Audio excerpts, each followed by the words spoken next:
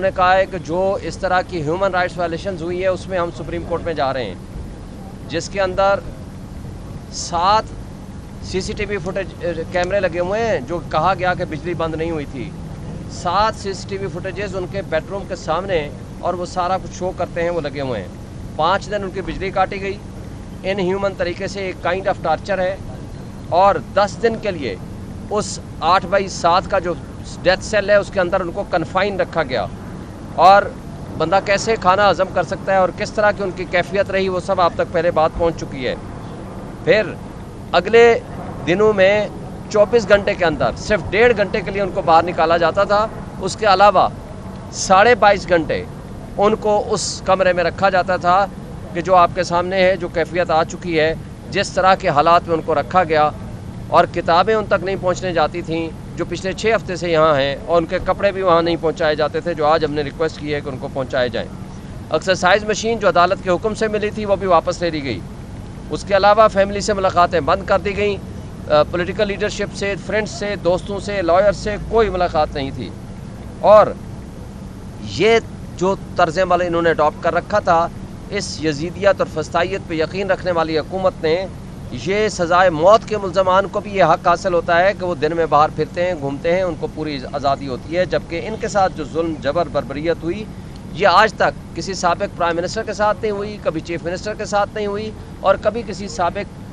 کسی منسٹر کے ساتھ بھی نہیں ہوئی، جس میں نواز شریف، شہباز شریف، آصف علی زرداری کا کیس آپ کے سامنے ہے۔ اسی طرح ان کو 40 لوگ ملنے آتے تھے، گھر کا کھانا ان کو ملتا تھا، ان کو ایئر کنڈیشن لگا ہوا تھا، جبکہ ان کو جو بیسک فیسلٹیز ہیں وہ بھی نہیں ملیں۔ اور دوسرا، خان صاحب نے جو قاضی فائزہ صاحب کے متعلق باتیں کی ہیں وہ آپ کو بتا دوں، ان کے بقول جو انہوں نے کہا ہے اور درست کہا ہے کہ وہ ایک لحاظ سے جسٹس منیر کو لوگ بھول گئے ہیں، وہ اوپننگ بیٹسمین بنا ہوا تھا جس حوالے سے یہ جو کچھ ہو رہا تھا، اور اس کی بدنیتی یہ دیکھیں کہ الیکشن 90 ڈیز میں ہونا تھا آئین کے مطابق، لیکن ان کو جس طرح پریشر ڈال کے وہاں جلسے کیے گئے اور جرگہ بٹھایا گیا 3 بندوں کا، اور ان 3 بندوں میں سے PMLN کے لوگوں نے بتایا کہ وہ تب نواز شریف واپس آئے گا جب چیف جسٹس قاضی فائزہ بنے گا، اور اس کا امپیکٹ یہ ہوا کہ قاضی فائزہ کے آنے کے بعد وہ آیا، اور قاضی فائزہ کے جانے سے پہلے وہ لندن چلا گیا۔ اور پھر جو کمشنر راولپنڈی نے بیان دیا تھا تو وہ آپ کے سامنے اس نے کیا کہا تھا، اس نے کہا چیف الیکشن کمشنر ملا ہوا ہے یا چیف جسٹس ہمارے ساتھ اس الیکشن فراڈ میں ملا ہوا ہے، اور چیف جسٹس قاضی فائزہ نے پارٹی کو، PTI کو کرش ہونے دیا، ہمارے کوئی کیسز نہیں لگائے، ہمارا سمبل کا نشان والا کیس ہمارے خلاف فیصلہ دیا، نشان چھین لیا، الیکشن فراڈ کو تحفظ دیا۔ اس سارے کرپٹ سسٹم کا سب سے بڑا وہ اس کے اوپر شیلٹر ہو کے بیٹھے رہے، اور 3 پراپرٹیز ان کی لندن میں تھیں، اور وہ جو لندن میں پراپرٹیز تھیں اور نیب ترامیم کے اوپر بیٹھ کے انہوں نے فیصلہ دیا، چونکہ ان کا کنفلکٹ آف انٹرسٹ تھا، وہ اس لیے نہیں چاہتے تھے کہ یہاں انصاف کا نظام کھلے، کیونکہ ان کی اپنی پراپرٹیز وہاں موجود تھیں، اسی طرح جس طرح نواز شریف کی ایون فیلڈ ڈپارٹمنٹ کی پراپرٹیز تھیں۔ اور مسئلہ کیا ہے؟ مسئلہ ہمارے ملک کا یہ ہے کہ ایک چھوٹی سی ایلیٹس ہے، ان کے مفادات ایک دوسرے کے ساتھ جڑے ہوئے ہیں، اور جو ایلیٹس ہیں وہ اس ملک میں صرف اس وقت تک رہتے ہیں کہ جب تک ان کے مفادات کا تحفظ ہوتا ہے، اور یہ ایک دوسرے کا مفادات کا تحفظ اس طرح کرتے ہیں، اور جو پوری قوم ہے وہ ایک سائڈ پہ کھڑی ہوئی ہے۔ یہاں قاضی فائزہ مسلط رہا، اس کے بعد وہ ملک چھوڑ کے باہر چلا گیا، اسی طرح جس طرح نواز شریف ابھی چلا گیا ہے، یہ ملک سے باہر بھاگ جاتے ہیں۔ اور جب نواز شریف یہاں پرائم منسٹر تھا، اس نے 22 مرتبہ لندن کے دورے کیے، جس میں سے 2 آفیشل تھے، جبکہ 20 کے قریب ان کے پرائیویٹ تھے۔ اسی طرح آصف علی زرداری نے 51، جب پچھلی دفعہ پریزیڈنٹ تھے، 51 دورے کیے دبئی کے،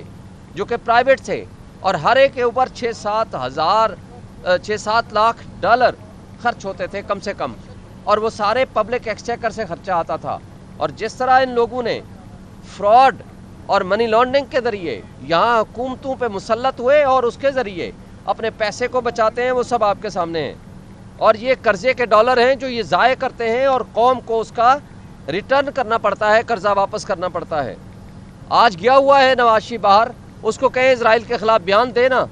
چونکہ وہ ان کے پیسے باہر پڑے ہوئے ہیں، لہٰذا ان کا کوئی انٹرسٹ نہیں ہے کہ ملک کے مفاد میں کوئی بات کریں۔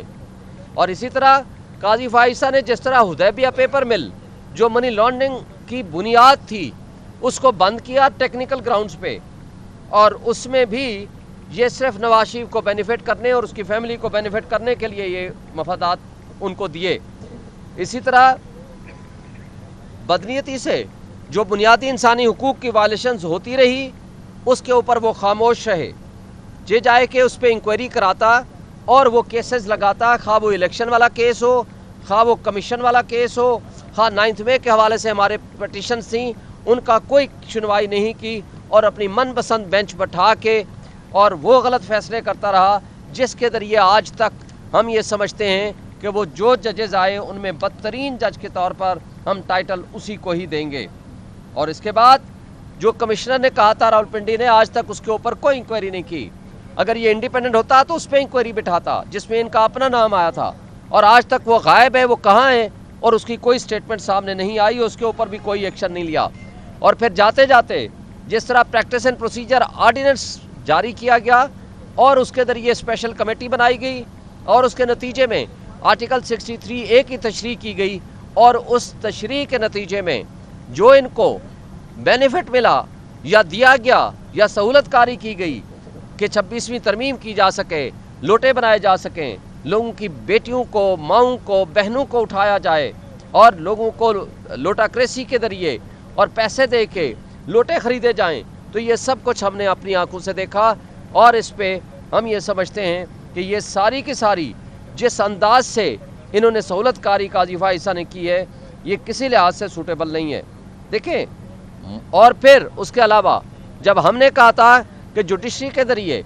آپ الیکشن کرائیں تو اس نے رات کی تاریکی میں بیٹھ کے کہا نہیں، یہی ریٹرننگ آفیسرز الیکشن کرائیں گے جو ہمارے خلاف 3 MPO کے کئی کیسز کے آرڈر کر چکے تھے، جیلوں میں ڈال چکے تھے، اور وہ کرپٹ بیوروکریسی کے ذریعے فراڈ الیکشنز کرائے جس میں قاضی فائزہ صاحب کا پورا عمل دخل ہے۔ اب یہ جو کہا جاتا ہے کہ جناب باتیں چل رہی ہیں کہ جی ڈیل ہو گئی، یہ بالکل جھوٹ ہے۔ عمران خان نے نہ ڈیل کی ہے نہ کبھی کرے گا۔ اس کو جتنی آپ نے یہ اس طرح سے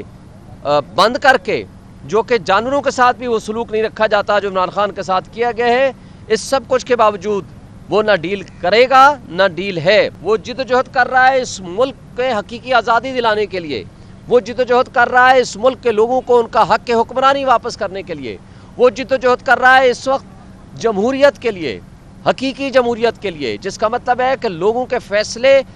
ان کے حق میں ہونے، ان کے ہاتھ میں ہونے چاہیے کہ کس کو حق حکمرانی ملنا چاہیے۔ اور اس وقت جو واحد نظام انصاف ہے اس کے اوپر یہ لوگ حملہ آور ہیں۔ یہ ڈراتے ہیں کہ جی اس لیے ڈیل کر لو کہ تاکہ ملٹری کورٹس کا نہ سٹارٹ ہو جائے۔ خان صاحب کا حکم ہے کہ یہ جو کچھ کرنا چاہتے ہیں یہ کریں،